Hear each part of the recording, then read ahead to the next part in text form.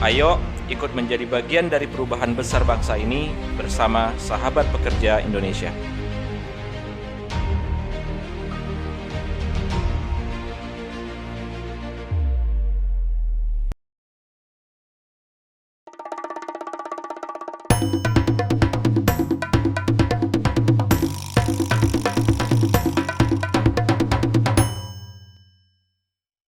Kembali lagi dengan saya Hari Solputra dalam OPEK, obrolan pekerja, obrolannya yang berjiwa muda. Sahabat pekerja, hal luar biasa ketika seorang Mas Ahmad Faizainuddin, founder SEP, itu melihat dari track record beliau bagaimana bisa survive dengan orang tua yang tanda petik yang penuh kekurangan, tetapi beliau ingin merubah dirinya menjadi versi terbaik dirinya. Nah, kita langsung lanjutkan. Mas Faiz, ini kan menarik nih ya, ketika SMA sudah mulai jualan. Padahal pada saat itu yang namanya anak SMA justru minta, gitu kan, dikasih, ya kan. Mas Faiz sudah jualan, bahkan sudah masuk ke dalam dunia sosial. Karena ikut Cak Nun itu kan tidak gampang juga.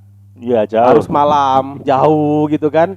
Iya. Tapi begitu dapat sesuatu dari Cak Nun itu, akhirnya apa nih mimpi yang Mas Faiz ingin jadi versi terbaik itu? Jadi akhirnya karena terbawa sama aura Cak Nun ya, mikirkan masih banyak orang. Itu saya berpikir apa ya? Kuliah apa yang kira-kira bisa memberi manfaat buat banyak orang. Oh, Saya pikir itu ekonomi, karena masalah banyak masalah ekonomi itu. Betul. Saya 95 masuk ekonomi. Oh, sempat ya, jadi lulus Iya. SMA ambil ekonomi? Ekonomi, saya masuk ekonomi. Itu lucunya saya nggak pakai belajar, karena saya waktu itu ibu saya lagi opname di rumah sakit. Saya mau kursus, udah daftar kursus, tapi nggak bisa masuk karena nungguin ibu saya. Karena kalau opname 1 bulan begitu ibu. Oh, Ya tidur di bawah tempat tidurnya beliau itu. Baru mau belajar udah manggil-manggil, ambil pispot, ambil macam-macam. Akhirnya saya tutup buku saya, nggak belajar lagi udah. Oh. Cuman ketika mau tes saya bilang ibu saya, Bu, saya mau tes UMPTN. Ini belum belajar. Ini penghapus, ini pensil saya. Iya. Ibu doain supaya saya lulus ya. Ibu saya tuh matanya berkaca-kaca bilang, nggak bilang sih kan nggak bisa bicara kan. Iya. Cuma ngasih kode gini. Jadi perasaan saya nggak bisa, tapi kok lulus gitu. Oh. Tahun 95. 2 kali kayak gitu itu. Mhm. Di 95 karena saya sibuk cari sales itu kemana-mana jualan, akhirnya IP saya Nasakom kata orang-orang. 1 koma ya. Iya. Namun 1 koma ya. Akhirnya saya pikir nggak di sini deh. Karena itu di Unair ya, masih di Unair juga dua-duanya ya? Unair. Unair ya. Dan juga saya menemukan bahwa ternyata orang miskin itu bukan karena nggak punya uang, karena mentalitas. Karena walaupun dikasih uang banyak tiba-tiba habis lagi, kalau mentalnya masih mental miskin. Sementara kalau mental kaya itu walaupun uang belum kepegang, Iya. karena jiwanya udah kaya, pada akhirnya uangnya datang. Itu saya pelajari gitu. Akhirnya berarti ini psikologi nih, Jadi bukan ekonomi ya, justru bukan ekonomi, psikologi ya. mentalitas. Iya, mentalitas. 96 saya ambil psikologi. UMPTN lagi. UMPTN lagi, lulus lagi. Unair lagi. Iya. Jadi akhirnya saya masuk psikologi, dan di psikologi itu hampir semua istilah spesialisasi itu saya ambil. Karena ada 6 apa 7 bukan jurusan ya, kalau jurusannya kan psikologi, cuman sub jurusan. Psikologi perkembangan, pendidikan, itu sosial. Itu saya ambil semua. Kelebihan 30 SKS saya. Kata dekan saya. Tapi enggak Nasakom kan, tapi. Enggak. versi terbaik. Ya, benar. Tapi ya minim. Minim gini, pokoknya bisa buat bekal untuk S2, S3 gitu. Saya mikirnya gitu. Standar minimal lah, standar ya. Karena S3, saya kan bilang tadi bahwa saya dapat ilmu paling banyak bukan di formalnya, tapi di luar itu. Jadi walaupun saya psikologi, saya carinya kemana-mana. Ya ikut training macam-macam. Karena itu dapat beasiswa Mas ya? Dapat beasiswa. Beasiswa semua itu. Semua ya. Beasiswa semua saya. Dari mana sih waktu itu? Pokoknya free lah kuliahnya. Nah, di psikologi itu saya itu tujuannya cuma satu. Saya dibilang dekan saya, Profesor Zainuddin waktu itu, Faiz, kami ini gila, bakal kelebihan 30 SKS, ini bisa untuk S2, bilang gitu. Saya bilang, Prof, saya itu kuliah bukan untuk dapat IP. Saya itu nggak terlalu penting. Saya itu kuliah untuk nyari solusi buat masalah banyak orang. Oke. Kalau mahasiswa baru kebanyakan ikut teman, ngambil suatu keputusan, Mas Faiz justru karena ingin memberikan solusi buat masyarakat. Iya, masalah banyak orang itu apa sih? Itu satu mental miskin, satu mental sakit. Mental sakit itu Ya dia sakit dibikin sendiri, menderita jiwanya dia bikin sendiri. Iya, gitu loh. iya.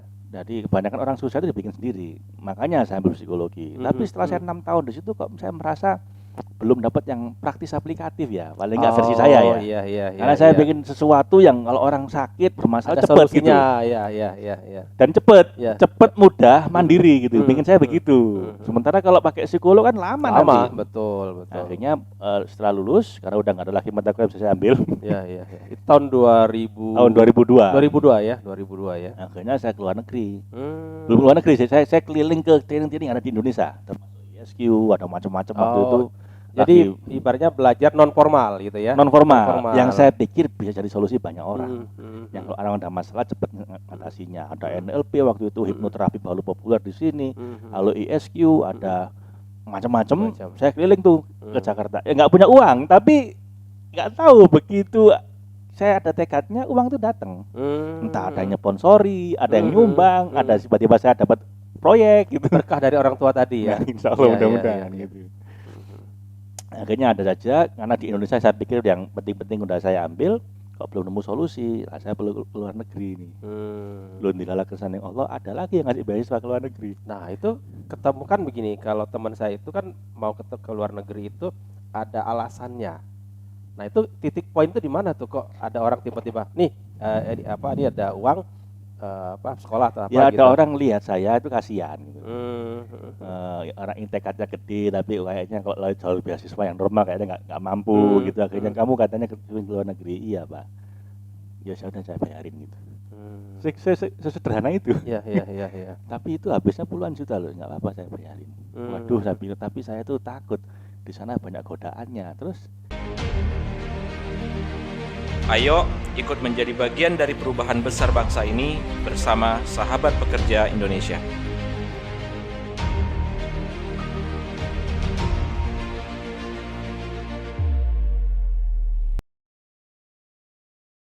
saya kepin umroh dulu ya, tak bayarin umroh. Oh, justru malah spiritualnya dulu dapat ya gitu ya.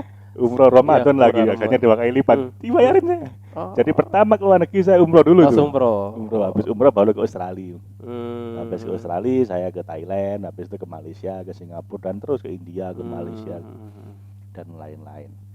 Ya seperti itu. Iya. Cuman satu tekad saya mau nyari ilmu yang punya manfaat besar, yang aplikatif untuk banyak orang. Iya. Dan momennya itu ketika di Malaysia, saya pengantin baru, belum punya pekerjaan ini. Oh, tahun berapa tuh, Mertua Mas? saya agak prihatin ini gimana nih, ngelamar anak saya belum punya kerjaan. Tapi rupanya visioner mertua saya ini, kayaknya anak bakal jadi gitu. Jadi saya direstui menikah sama anaknya beliau gitu. Padahal ini orangnya orang kaya lah, mertua Iya. saya itu. Akhirnya Itu teman kuliah tuh, istri yang enggak, saya dikenalin aja. Oh, dikenalin. Ya, lucu juga itu. Saya seneng sama wanita itu udah 4 kali ditolak semua. Gitu. Yang ini saya udah pasrah, ternyata ada yang kenalin. Oh. Itu ketika ibu saya meninggal tuh pas. Dia pas ibu saya meninggal, Semacam kayak hiburan lah gitu ya, karena ibu gitu. ya ada tante saya yang dari Jakarta datang ke Surabaya karena ibu saya meninggal kan. Lihat saya kasihan kayaknya. Nah, begitu selesai saya ditelepon dari Jakarta, kamu tak kenalin mau nggak ke anaknya sahabatku. Nah, ya udah dikenalin. Jadi padahal perlu butuh empat penolakan dulu Yang ya. nyari sendiri malah nggak jadi. Yang dikenalin malah jadi. Iya. Nah, karena itu setelah itu kita pengantin baru, mungkin karena prihatin kali mertua saya itu lihat saya nggak ada pekerjaan. Kamu kayaknya masih pengen ke luar negeri sekolah? Masih Pak. Ya udah disekolahin saya ke Malaysia. Ke Malaysia itu ya. Di Malaysia itu nggak selesai sekolah saya. Oh, ambil S2 ya? S2. Kenapa? Waktu semester 1 kan radar saya buka terus nih, apa ya yang karena saya nggak kepingin dapat IP, saya itu kepingin dapat solusi. Dapat ilmunya ya. Ada tawaran, ada seorang guru hipnoterapi dari Amerika itu ngomong, itu ada Steve Wells dari Australia ngajar EFT. Oh, di Malaysia. Di Singapura. Oh, di Singapura. Saya respon, ya udah saya datang ke sana. Padahal saya ada tugas di Malaysia, saya tinggal. Saya ke Singapura dengan nabung uang makan saya, datang ke sana. dan wah ini kayaknya bagus nih. Hmm. Saya coba ke saya kok berhasil, ke teman saya berhasil, tapi ada momen di mana nggak berhasil. Oh kayaknya kurang satu, ada kurang unsur spiritualnya. Nah, jadilah jadi chef itu. Oh, jadi chef itu. Dan saya kembangkan digabungkan sama teknik-teknik yang lain. Ada yang 14 itu ya. 14 ya terapi. sekarang udah 20. 20 sekarang. Oke. Karena kan saya belajar terus nih. Saya tambah-tambah terus, jadilah chef itu sekarang. Jadi ya nggak sengaja. Iya, iya. Artinya saya ngajar chef itu nggak sengaja awalnya. Karena saya pikir wah ini bagus, ya udah saya pulang ke Indonesia, saya terapi kakak saya. Oh berhasil, ini berhasil. Wah ini kok menarik ini. Akhirnya kakak ipar saya dosen, gini aja, saya ajak keliling aja ke Jawa Timur, ke pesantren-pesantren, ke kampus-kampus. Untuk praktekin chef iya, itu. untuk ngajar gratis waktu itu. Akhirnya banyak yang seneng, banyak berhasil. Akhirnya kita bikin training 350 guru se-Jawa Timur. Kita gratisin. Tapi sponsori sama gubernur waktu itu. Nggak banyak sih, tapi cukup untuk 350 orang. Akhirnya wah ini berhasil. Tapi saya pikir lah ini kalau gratis terus uang dari mana? Betul. Minta sumbangan nggak enak. Ya kita bikin yang berbayar. Subsidi silang. Mas, sebelum ke berbayar ini Mas, kita ke Malaysia dulu nih. Kita masih di Malaysia itu kan ibarat pengantin baru. Terus ibaratnya ini mahasiswa, ibaratnya kan nggak jelas di pekerjaannya. Itu istri itu gimana mensupport gitu? Nah itu hebatnya istri saya sama mertua saya ya. Mungkin karena percaya aja sama saya. Jadi mungkin dia lihat track record saya kali ya. Gitu ya. Orang-orang ngomong baik mungkin tentang saya. Jadi walaupun belum punya pekerjaan tapi dia punya potensi gitu. Jadi begitu pengantin baru, istri hamil, saya tinggal ke Malaysia. 6 bulan saya di sana. Nggak pulang ya sudah. Yang ngasih belanja wong saya juga dibayari sama mertua waktu itu. Tapi begitu pulang dari Singapura itu saya udah bisa training, mulai yang berbayar tuh mulai nih. Mulai. Nah, begitu booming di Indonesia, nantinya waktu itu begitu itu jalan, saya talk show di beberapa radio. Wah, itu rame itu akhirnya. Koran Tempo ngeliput, kemudian memang basicnya di Surabaya itu atau saya di Surabaya waktu itu. Surabaya. Majalah Tempo ya waktu itu diliput sama Majalah Tempo, diliput 2 halaman itu, kemudian TV mewawancarai itu. Akhirnya rame lah. Begitu rame saya bilang mertua, Pak ini gimana? Saya teruskan kuliah atau ini saya lagi banyak booming ini? Kata mertua saya lah, kan tujuannya kuliah itu untuk kerja atau kalau kamu udah oke di sini terusin aja. Kuliah gampang, ya udah. Oh, jadi yang Malaysia tinggal dulu ya? Semester 2 saya tinggal. Karena lagi booming di sini tahun 2005 ya. 2005 ya. Ya sudah begitu, tapi saya merasa punya utang ke mertua saya untuk lulus S2, akhirnya saya biaya sendiri kuliah di Singapura. Di NTU itu yang saya lulus itu akhirnya di NTU itu biaya sendiri saya. Itu yang kebanggaannya di situ ya, bahwa biaya sendiri dan sebenarnya nggak sendiri amat sih, karena saya bikin crowd scholarship. Jadi beasiswa rame-rame. Saya bilang alumni, saya mau belajar tentang kewirausahaan. Belajarnya di Singapura, Amerika sama Cina programnya cuma setahun. Biayanya 400 juta. Kalau Anda mau support saya gitu ya. Nanti saya tiap bulan sekali akan pulang ke Jakarta, ke Indonesia untuk saya bagi apa yang saya dapatin dari Amerika, Cina, Singapura itu. Oke, berarti kalau kita hari ini nggak punya beasiswa, sebenarnya bisa dengan pola begitu juga ya. Kreativitas gitu ya. Daripada mereka bakal sendiri 400 juta, belum ngerti bahasa Inggris juga. Iya. Dan saya punya reputasi untuk simplify complexity. Jadi bagaimana menyederhanakan materi yang rumit gitu. Akhirnya ya itu setiap sebulan sekali saya pulang ngajar. Tiap orang itu bayar 5 juta untuk training selama 5 setahun. Jadi gampang ikut training selama setahun. Sebulan sekali saya akan kasih materi, mereka bayar 5 juta. Kesenangan mereka, saya pun juga seneng. Jadi itu capek bener itu saya. Jadi kuliah sampai Jumat sore, nanti balik lagi ke Jakarta, Minggu malam udah balik lagi ke Singapura. 2 minggu sekali itu saya Jakarta Singapura, kalau nggak Surabaya Jakarta dari Singapura itu. Sampai saya hafal itu Bandara Changi itu. Sambil merem kiri tahu ini di mana. 2 minggu sekali bolak-balik. Tapi seru itu. Seru. Sahabat pekerja, ini hal menarik kalau kita mungkin mendengar istilah crowdfunding itu hanya ada di ekonomi, hanya ada di bisnis investasi. Ternyata dalam dunia pengembangan diri pun ternyata ada juga orang yang memperhatikan crowdfunding. Bagaimana satu orang disuruh kuliah, yang lainnya bisa membiayai dan akhirnya dapat take and give yang sama. Jadi ini cerita luar biasa. Mudah-mudahan ini juga menginspirasi bagi teman-teman kita, para buruh, para karyawan yang hari ini mungkin ada keinginan kuliah lagi, punya tekad yang bagus, tapi kendala di biaya, bisa jadi inspirasi ini bisa kita gunakan. Tetap di OPEK, obrolan pekerja, bersama saya Hari Solputra setelah pesan berikut ini.